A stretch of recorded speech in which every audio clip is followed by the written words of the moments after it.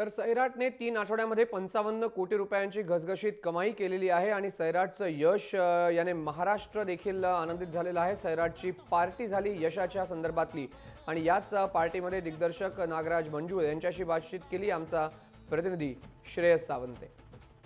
खरं नागराज दादाला मी आता सांगतो, नागराज दादा जेव्हा मी थिएटरमध्ये पाहिला तेव्हा मी नाचलो।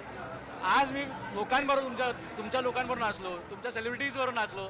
55 करोड काय सांगशील? खूप आनंद वाटतो कारण की म्हणजे 55 कोटी कमवणारी मराठीतली पहिली फिल्म आहे, 50चा टप्पा पार करणारी। तर आनंद वाटतो सैराटच्या निमित्ताने हे घडतंय।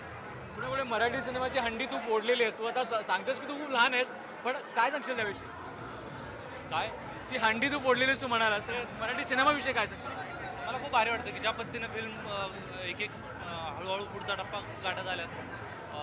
दुनियादारी नटसम्राट असेल, टाइमपास असेल, लय भारी असेल आणि आता सैराट। तर ते एका म्हणतो ना आपण एकाच्या खांद्यावर एक पाय ठेवून उभे राहून चित्रपटसृष्टी आतापर्यंत इथं पोहोचते आणि आशा आहे की अजून उत्तुंग भरारी घेईल। पुढे अजूनही या सक्सेसचं दडपण येतं का रे?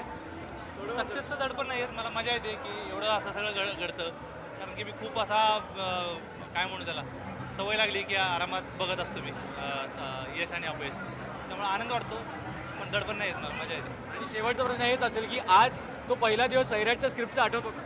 हो हो, सगळं आठवत आहे, अगदी खूप काही लांबची गोष्ट नाही, त्यामुळे सगळं आठवत आहे। खूप खूप धन्यवाद सैराट आणल्याबद्दल, thank you so much, thank you so much. पाहूया सैराटचं सक्सेस हेच आहे कारण लोक ना येड लागला आणि ते जिंगाटपणे नाचले।